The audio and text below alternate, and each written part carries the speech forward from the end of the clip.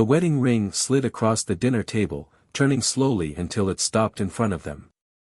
They froze. The metallic sound of the ring resounded in the air, as heavy as the silence that followed. There they were, side by side, like accomplices caught red-handed, my wife and the man she shared her bed with while I worked to keep our home. Her lover. They didn't even try to disguise it. My words came cold, calculated, but firm enough to pierce the mask of tranquility they were trying to maintain, so that's how it ends. With dinner at my expense, as if it were an inside joke that I'm the last to know about. Her eyes, so familiar and previously full of love, avoided mine.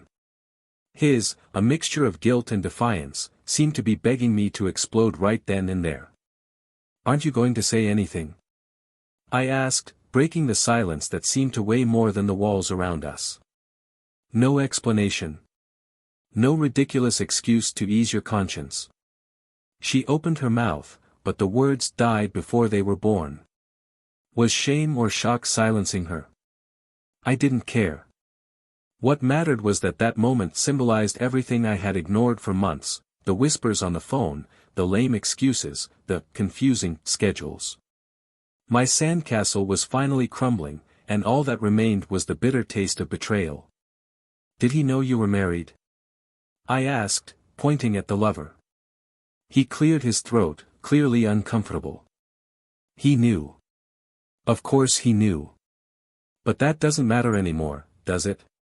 She finally found the strength to mutter something, but it was too late. "I can explain."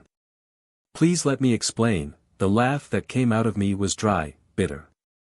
"Explain? Explain what? How did you manage to make it seem normal in your head? Or how you managed to smile at me every night while you planned it?" I stood up, pulling the chair back with a sharp creak. "You two deserve each other," I said, pointing to the ring. "I don't need that. And I don't need you." As I left, I felt the crushing weight of their silence behind me. And that's when I realized, my fight wouldn't end at that table. The shame, the embarrassment, and above all, the anger, it was all just the beginning. There were things I still didn't know. Buried secrets, layers of lies waiting to be unraveled. And the question that throbbed in my mind incessantly was, why did she do it? Welcome to the channel where the harshest truths about betrayal come to life in fictional stories. Here, we do not and will never support any form of betrayal, because we know how much it destroys lives, families and the trust that takes years to build. Every story you hear here is designed to show the devastating consequences of the wrong choices. So get ready, because today's story is shocking, intense and will stir your emotions. Take a deep breath, and enjoy the story. The sound of cutlery echoed through the house, a daily symphony that, for some, would sound like the prelude to yet another ordinary family evening. But for Daniel, there was something different about that sound. He was sitting at the table in front of Clara, his wife of 10 years, and he felt the weight of a discomfort he couldn't explain. The aroma of her carefully prepared dinner was the same as always, meat and wine sauce, his favorite dish, but he couldn't enjoy it. Something in the atmosphere seemed out of place, as if an invisible piece had come loose. Clara was a woman of discreet beauty and always impeccable posture. Her brown hair fell slightly over her shoulders, and the smile that usually lit up the room now seemed restrained, almost mechanical. She kept her eyes downcast as she cut her food into small pieces, avoiding her husband's gaze. Daniel couldn't help but notice. He had always been good at picking up on nuances, small details that went unnoticed by most, but at that moment, the distance between them seemed insurmountable. Their marriage had always been solid, or so he believed. Clara was the perfect balance for his more impulsive temperament. He, a renowned architect, spent hours working on projects that required precision and creativity. She, a focused and methodical lawyer, knew exactly how to keep the reins on family life. Together, they formed what many friends called the ideal couple. But Daniel knew that the ideal was an illusory concept. In recent weeks, there had been something different about Clara. The woman who used to wait for him every evening with conversations about the day, laughter and plans for the future, now seemed to be always distant. Even everyday gestures, such as touching hands or kissing goodbye, had become automatic. She claimed to be tired, overworked, and Daniel accepted it, even if a growing unease whispered that it was more than just routine. He tried to ignore the discomfort. Maybe it was just a phase. After all marriages face ups and downs, don't they? Still, a part of him wanted to confront her, to ask her directly what was going on. But how to start a conversation like that without sounding paranoid or accusatory? He preferred to wait, believing that time would bring answers. While Clara washed the dishes after dinner, Daniel watched her gestures carefully.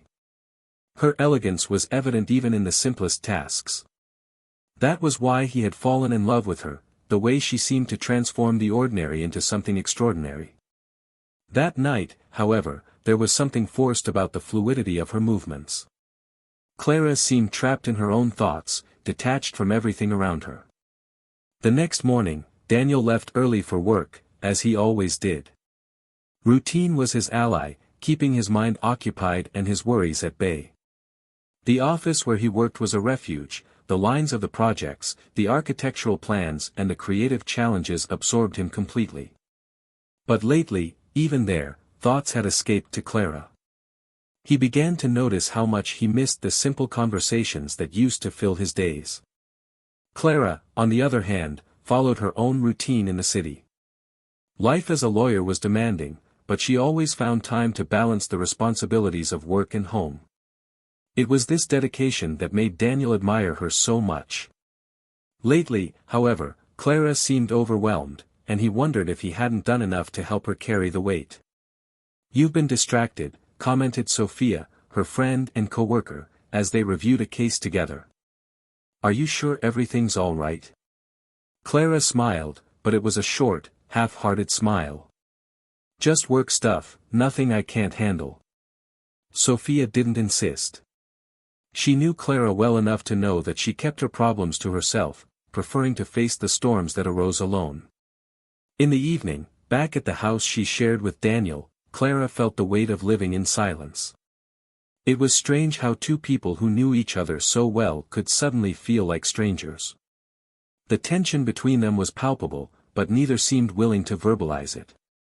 Daniel, for his part, was trying. That week, he started planning a surprise trip for them both. Something simple, away from the city and its distractions. He thought that perhaps a little time together could rekindle the connection that seemed to have been lost. He booked into a chalet in the mountains, a place Clara had always said she wanted to visit, but had never found the time to explore.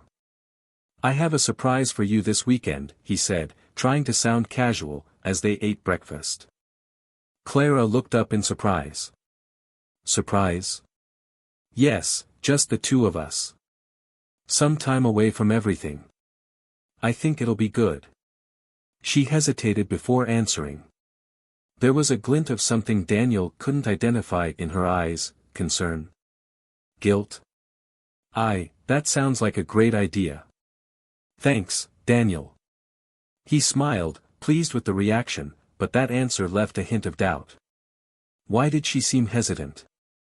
The idea of reconnecting with his wife brought hope, but also a subtle fear. What if the problem was bigger than he thought? The days leading up to the weekend were tense in ways Daniel couldn't explain. He tried to make up for the silence with gestures, flowers, affectionate messages, little surprises. But behind it all, there was a growing anxiety, as if he were trying to hold on to something that was slipping through his fingers.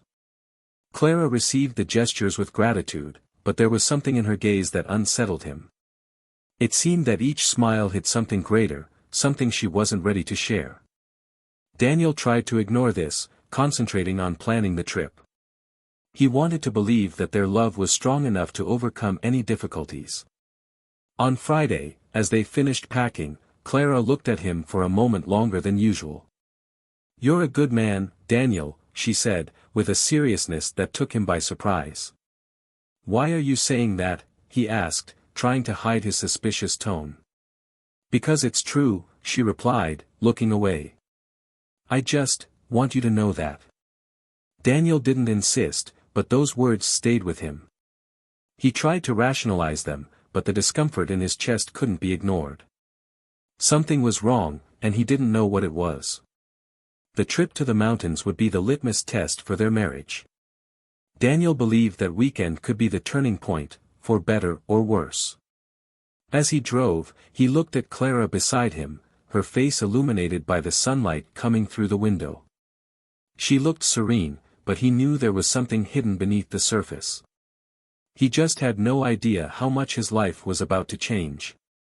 The road snaked through the mountains, flanked by tall trees whose leaves swayed to the rhythm of the wind.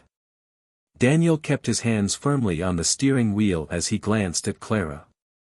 She was distracted, her gaze lost in the landscape passing by the window. He couldn't help but feel a twinge of frustration. The silence between the two of them, which had once been comfortable, now seemed fraught with tension. It was as if the unspoken words were taking up all the space inside the car. "Are you all right?" he asked, trying to break the ice. "Yes," Clara replied, without looking away from the window. "Just thinking." Thinking. That word resounded in Daniel's head. What could be going through her mind? He wondered if the trip would be enough to bring them back together. The cottage they had booked was small, cozy and promised to be the perfect setting for moments of reconnection. He had put everything into that weekend. But the question remained, would this be enough to heal whatever was broken? The cottage was in a secluded valley, surrounded by green mountains. When they arrived, Clara commented on the beauty of the place, but her tone sounded more like formality than genuine enchantment. Daniel unloaded the suitcases while she explored the interior of the cabin. The decor was simple, rustic, but with touches of comfort, a soft sofa in front of the fireplace, large windows that allowed a breathtaking view, and a small but well-equipped kitchen. Clara seemed distant as he prepared coffee for the two of them. Sitting together on the sofa, Daniel tried to strike up a conversation. He told stories about the challenges at work, spoke of memories they shared, but she responded with monosyllables. He felt as if he were alone in that room. "Do you want to tell me what's going on?" he finally asked. His voice was calm, but there was a hint of exasperation. Clara sighed, fiddling with her hair. "Daniel, it's nothing. I'm just tired, I guess." Tired. He'd heard that word so many times over the last few months that it had lost its meaning. But he knew that pushing wouldn't help. So he decided to wait. The weekend was just beginning, and he refused to give up. The next morning, Daniel suggested a walk. Clara hesitated, but eventually agreed. The path through the forest was peaceful, the sound of the birds and the wind between the trees created an almost magical atmosphere. They walked in silence for some time until they reached a lookout point. The view was spectacular, with the valley stretching as far as the eye could see. "It's beautiful here," said Clara, almost in a whisper. "That's why I wanted to bring you," Daniel replied, hoping for a smile, a gesture of affection. But she just nodded, still looking at the landscape. Back at the cottage, Clara suggested that he go out to buy some things that were missing. Daniel thought it was strange, they had taken everything they needed, but decided not to question it. He drove to the nearest village, feeling slightly irritated at being cut off from what was supposed to be a moment of reconnection. Meanwhile, Clara stayed in the cottage, pacing back and forth. She picked up the phone several times, but hesitated before making any calls. Finally, after a few minutes, she dialed a number. "He's gone out," she said, her voice low. "We don't have much time." When Daniel returned, something seemed different. Clara was calmer, but there was something in her eyes that he couldn't decipher. He tried to ignore the uncomfortable feeling, focusing instead on preparing dinner. The evening went on in a strange atmosphere, but without any confrontations. Still, Daniel felt that something was out of place. The next morning, he woke up early. Clara was still asleep, her face serene, as if there were no worries in the world. He decided to go for a short run around the cottage. Exercise always helped clear his mind. On the way back, he noticed something that made him stop. A tire mark that wasn't from their car. He frowned, trying to understand. There were no other chalets nearby, and no one was supposed to be there. When he entered the chalet, he found Clara in the kitchen. She looked tense, as if something had been bothering her.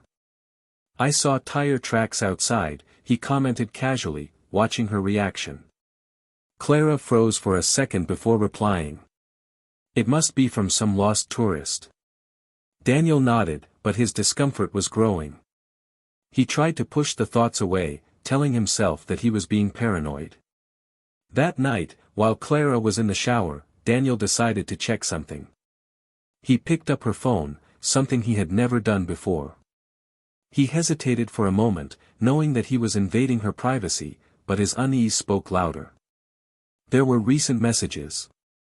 He read one of them, and the world seemed to collapse around him.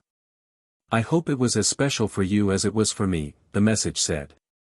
He didn't recognize the number, but he didn't need to. The message was clear. He felt his stomach turn as he read other exchanges, each one confirming what he feared. Clara came out of the bathroom a few minutes later to find Daniel standing in the living room, holding the phone. "What is it, Clara?" he asked, his voice broken. She looked at the handset in her hands and knew there was no escape. "Daniel, I can explain." "Explain what?" "That you're with another man. That the last few weeks of silence were because you were torn between the two of us." Clara remained silent, tears beginning to form in her eyes. "Who is he?" Daniel's voice was a mixture of anger and pain. "It doesn't matter who he is. What matters is that I didn't want it to be like this. You knew what you were doing," he shouted, feeling the betrayal like a knife through his chest. Clara tried to move closer, but he took a step back. "Don't touch me." The night that was supposed to be about reconnecting had turned into a chasm between the two of them. Daniel felt that everything he had built with Clara was crumbling in front of him. But the worst was yet to come. Something else was hidden in that betrayal, something Daniel didn't yet know, but which would change the course of their lives forever. The silence between Daniel and Clara seemed like an entity of its own, filling every corner of the cottage. He couldn't look at her face. The betrayal still burned like a live coal in his chest. The woman with whom he had shared a decade of life had become a stranger, someone whose intentions he could never have foreseen.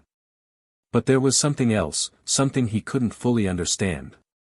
The weight of that night still seemed incomplete, as if there were more layers hidden beneath the surface. "Daniel, I never wanted you to find out like this," Clara began, her voice hesitant, breaking the silence. He looked up, finally facing her, and the intensity of his pain was reflected in his stare. "How then? Did you want to bury me in lies until I found out from someone else? Or were you waiting until it completely destroyed everything I believed we were?" Clara pressed her lips together, tears streaming down her face. "I know I made a mistake. I know you don't deserve this. But there's something else you need to understand." Daniel stood up suddenly, his voice echoing through the cottage. "I need to understand why you destroyed our marriage. Why you cheated on me with some random man while I was trying to build a future for both of us. Don't ask me to understand that, Clara. I can't." Clara took a step back, surprised by the intensity of his tone, but she knew that running away wasn't an option. "He's not just any man," she murmured, her voice almost inaudible. "Of course," Daniel replied, his voice laced with sarcasm. "So he's someone special? Is that supposed to make me feel better?" She hesitated, her eyes full of shame and something else, something Daniel still couldn't identify. Then, taking a deep breath, Clara said the words she knew would change everything forever. "It's Marcos." The name sounded like a blow. Daniel froze, blinking as if trying to process what he had just heard. He knew that name. All the years of his adult life were linked to it. Marcos? His voice came out low, as if saying the name was difficult. Marcos, my brother. Clara nodded slowly, her face marked by anguish. I'm sorry, Daniel. I'm sorry for everything. The world seemed to stop. Daniel stared at Clara, his mouth open in shock, his heart beating wildly. He could hardly believe what he had just heard. Marcos, his older brother, was someone he trusted blindly. The two of them had grown up together, sharing dreams, responsibilities and moments that had shaped their lives. You're kidding me, Clara, he said, his voice shaking. Is this some kind of sick game? Because I can't believe it. I wish it were a lie, she replied, her voice trembling. I never wanted it to happen, Daniel. But, it happened. How could you do this? The pain in her voice now gave way to anger. With him, of all people. My brother. My own blood. Clara tried to move closer, but Daniel held up his hand, blocking any attempt. Stay where you are, he said, with a coldness she had never heard before. I didn't plan any of this, said Clara, desperate for him to hear. Marcos showed up at a time when I felt lost. You were so busy, so distant. I felt invisible, Daniel. And he was there. Are you blaming me now? He laughed bitterly, the incredulity evident on his face. Are you trying to justify this by blaming me? That's not it, exclaimed Clara. I'm not trying to justify anything. I'm just trying to explain.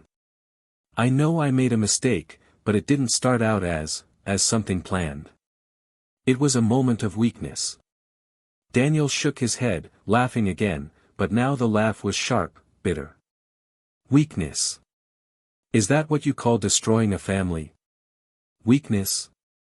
Clara couldn't answer. His words were like knives, and she knew she deserved every one of them.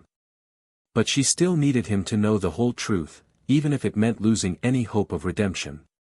There's more, Daniel, she said, and he immediately raised his eyes, the anger burning even hotter. More?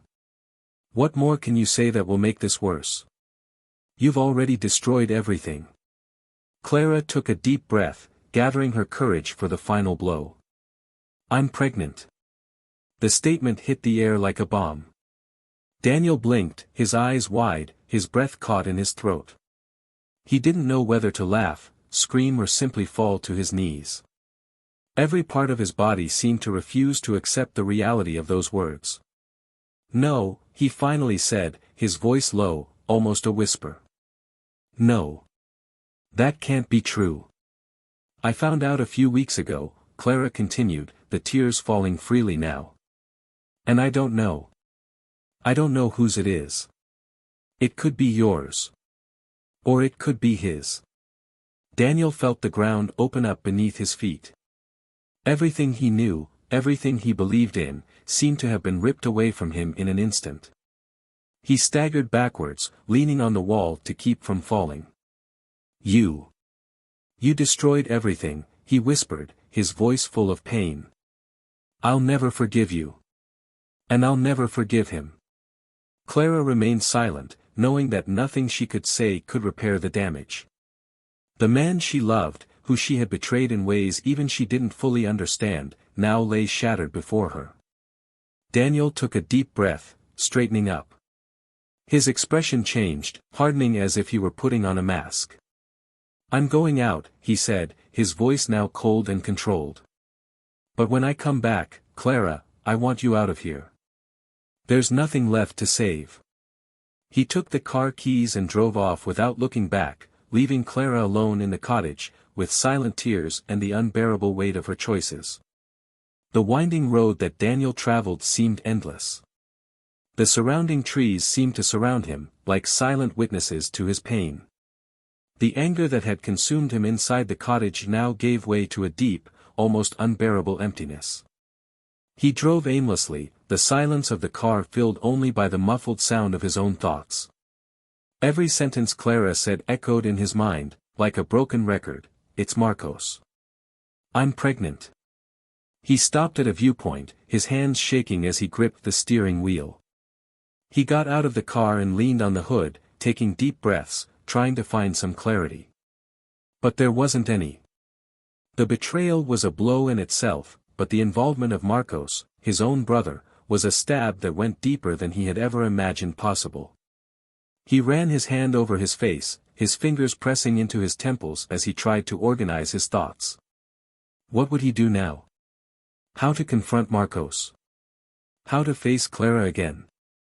What about the baby, if it was his? The possibility of that child being another man's, even more so his own brother's, made his stomach turn. Daniel picked up the phone, hesitating before making the call. After a few rings, a familiar voice answered.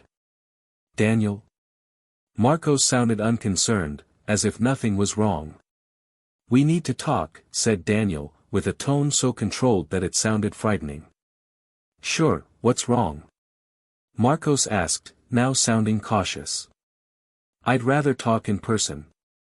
Daniel ended the call before Marcos could say anything else. Hours later, Daniel parked in front of Marcos's house.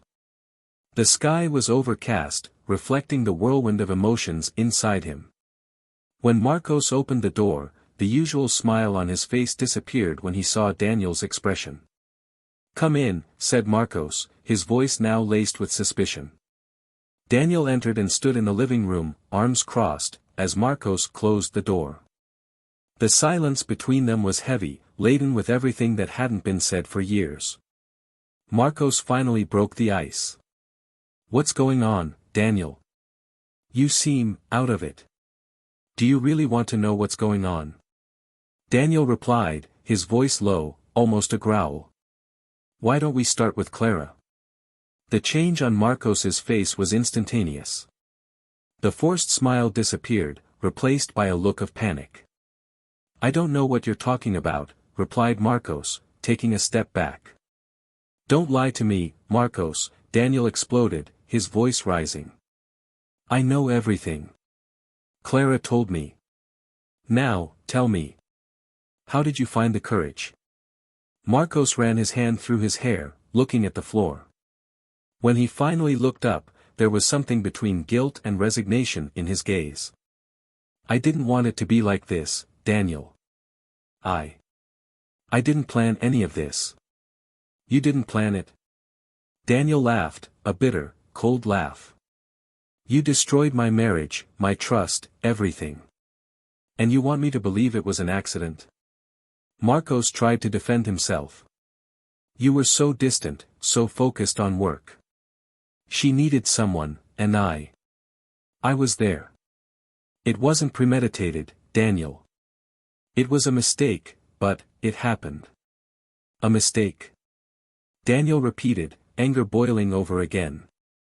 A mistake is dropping a glass. It's not sleeping with your brother's wife. Marcos was silent, the weight of his actions finally seeming to fall on him. I'm sorry, he said, but the words sounded empty, insufficient. Daniel shook his head, frustrated and exhausted. You're sorry. It doesn't change anything. It doesn't fix anything. Marcos moved closer, trying to touch Daniel's shoulder, but he pulled back, as if the touch was poisonous. I know you hate me now, said Marcos. And you have every right to. But please, think about what really matters. The baby could be yours. You need to know before you make any rash decisions. Those words hit Daniel like a punch. The baby. The only thing that could still bring some hope, some reason to go on. But the uncertainty of who the father was made it seem more like torment than redemption. I'm not going to solve this now, said Daniel, his voice firm. But one thing is certain. You're not my brother anymore.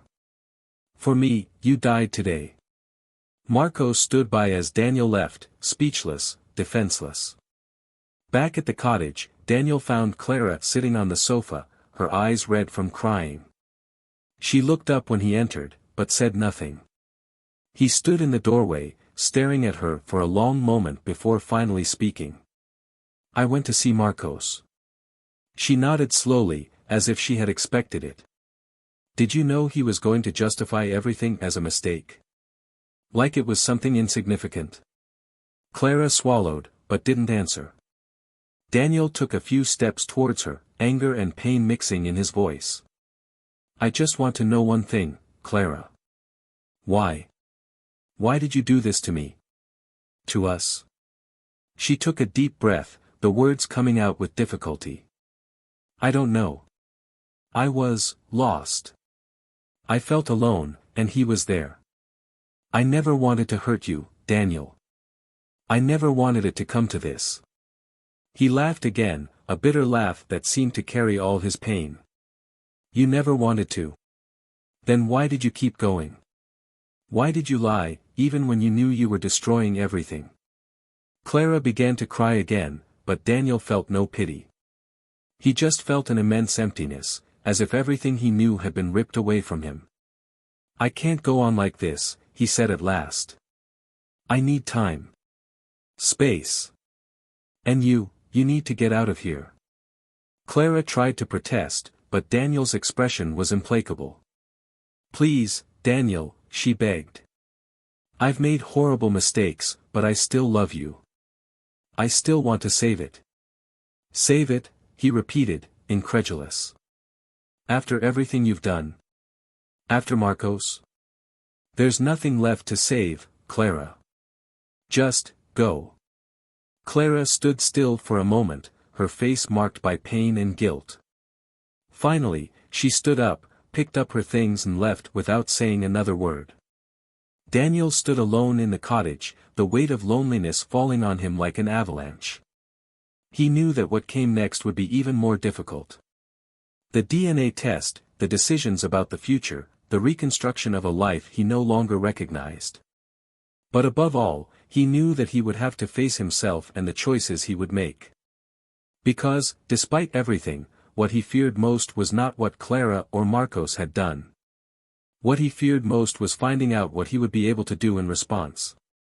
The cottage was silent, except for the sound of the leaves outside, swaying to the rhythm of the wind.